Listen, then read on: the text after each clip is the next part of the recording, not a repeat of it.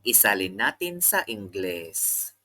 Bagamat mahirap ang sitwasyon, kinakailangan pa ring magsikap at huwag mawalan ng pag-asa. Although the situation is challenging, it is still crucial to strive and not lose hope. Mahirap magtrabaho sa ilalim ng malaking presyon, ngunit kailangan nating magpursige. It is difficult to work under a lot of pressure, but we need to persevere. Ang pagiging tapat sa sarili ay mahalaga sa pagbuo ng magandang relasyon. Being honest with oneself is important in building a good relationship. Ang mga makakapal na ulap ay maaaring magdulot ng malakas na ulan mamaya. The thick clouds may bring heavy rain later. Lahat ng magulang ay nagmamalasakit sa pag-aaral na kanilang mga anak. All parents care about their children's education. Thank you for watching. Follow for more. Isalin natin sa Ingles. Ang pagkain ng tama at pag-ehersisyo ay nakakatulong sa magandang kalusugan. Eating properly and exercising helps maintain good health. Kailangan nating maging handa para sa anumang hindi inaasahang pangyayari. We need to be prepared for any unexpected events. Ang pagtutulungan ng bawat isa ay susi sa tagumpay ng proyekto. The cooperation of everyone is the key to the success of the project. Mahalaga ang pagkakaroon ng disiplina sa pag-abot ng mga layunin sa buhay. Having discipline is important for achieving life goals. Ang mga magulang ay madalas na nagbibigay ng magandang payo sa kanilang mga anak. Parents often give good advice to their children. Thank you for watching. Follow for more.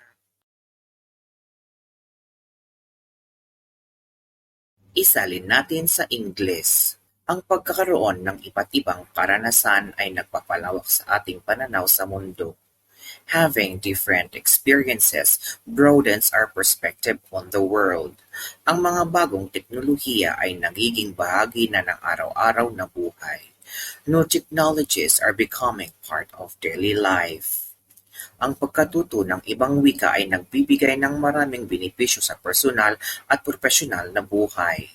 Learning another language offers many benefits in both personal and professional life. Ang mga bata ay madalas na natututo sa pamamagitan ng paglalaro at pakikipag-ugnayan sa kanilang mga kaibigan. Children often learn through play and interaction with their friends. Ang mga modernong kagamitan sa bahay ay nagpapadali ng mga pang-araw-araw na gawain. Modern household appliances make everyday tasks easier. Ang pagbibigay ng dugo ay isang mahalagang paraan upang makatulong sa mga nangangailangan. Donating blood is an important way to help those in need. Thank you for watching. Like and follow for more. Isalin natin sa Ingles. Ang mga magulang ay dapat maging magandang halimbawa para sa kanilang mga anak. Parents should set a good example for their children. Ang mga pangyayari sa nakaraan ay madalas na nagiging aral para sa hinaharap. Events from the past often serve as lessons for the future. Ang pag-aalaga sa iyong mental na kalusugan ay kasing halaga ng pag-aalaga sa iyong pisikal na kalusugan. Taking care of your mental health is as important as taking care of your physical health. Ang pagkakaroon ng malinaw na layunin ay nakakatulong sa pag-abot ng tagumpay. Having clear goals helps in achieving success. Ang paggalang sa iba ay isang mahalagang aspeto ng pagkakaroon ng maayos na relasyon. Respecting others is an important aspect of maintaining a good relationship. Thank you for watching. Like, share, and follow. Isalin natin sa English. Ano ang pangalan mo? What is your name? Saan ka nakatira? Where do you live? Gaano na katagal kayo magkakilala? How long have you known each other? Paano mo ginawa yan? How do you do that? Bakit mo ginawa yun? Why did you do that? Kailan ang kaarawan mo? When is your birthday? Paano mo sasabihin yan sa English? How do you say that in English? Thank you for watching. Follow for more. Isalin natin sa English. Ang sinaunang templo ay matatagpuan sa loob ng kagubatan. The ancient temple is located in the forest. Ang panahon ngayon ay malamig at maulan. The weather today is cold and rainy. Ang aking kapatid ay nag-aaral sa unibersidad. My sibling is studying at the university. Ang merkado ay puno ng sariwang prutas at gulay. The market is full of fresh fruits and vegetables. Magluluto ako ng spaghetti para sa hapunan. I will cook spaghetti for dinner. Ang mga magulang ko ay nag-celebrate ng kanilang anibersaryo. My parents celebrated their anniversary. Naglakad kami sa tabing dagat habang nagmamasid sa paglubog ng araw. We walked along the beach while watching the sunset. Thank you for watching. Follow for more.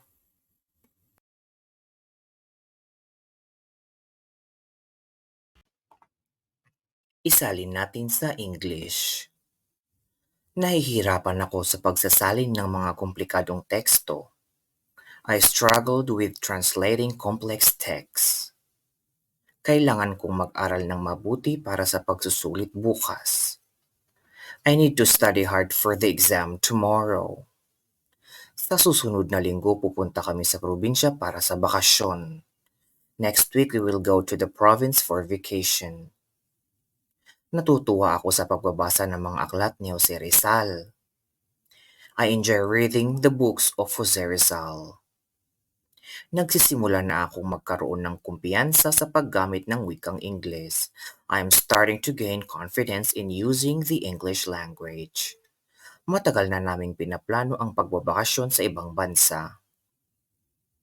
We have been planning our vacation abroad for a long time. Naghahanap ako ng trabaho na may mataas na sweldo at magandang mga benepisyo. I am looking for a job with high salary and good benefits. Thank you for watching. Follow for more. Isalin natin sa Ingles. Sobrang init ng panahon ngayong araw. The weather is scorching today. Maaari mo ba akong tulungan sa problemang ito? Can you help me with this problem? Nag-aaral akong magsalita ng Tagalog. I am learning to speak Tagalog. Magaling maggitara ang kapatid kong lalaki. My brother is very good at playing the guitar. Nag-enjoy kami sa party kagabi. We had a great time at the party last night. Thank you for watching. Follow for more.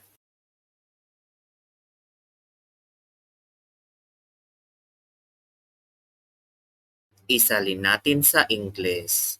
Nakalimutan kong dalhin ang aking wallet. I forgot to bring my wallet. Maaari mo ba akong turuan kung paano gamitin ang app na ito? Can you show me how to use this app? Kailangan nating linisin ang bahay ngayong katapusan ng linggo. We need to clean the house this weekend.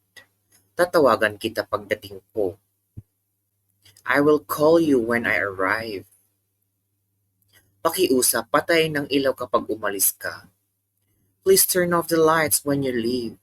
Thank you for watching. Follow for more.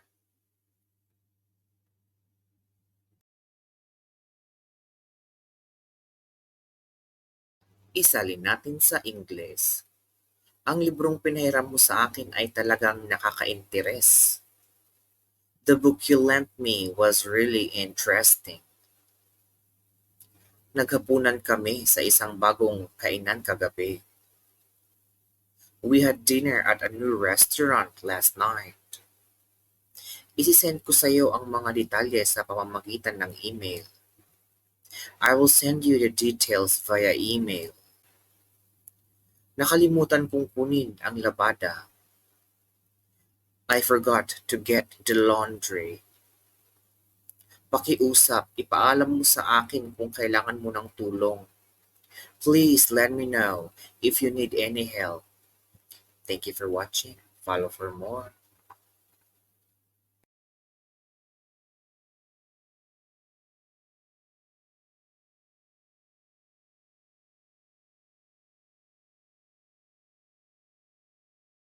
Isalin natin sa English.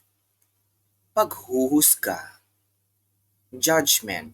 Her judgment was clear and fair when she made the decision for the team. Paglalahad. Exposition. The teacher gave a clear exposition of the new topic to help the students understand it better. Pangarap. Aspiration. The child's aspiration is to be a police officer. Makabayan. Patriotic. Jose Rizal's writings and actions were deeply patriotic. Pag-unlad. Development. The development of Baguio City has provided more jobs. Thank you for watching. Follow for more.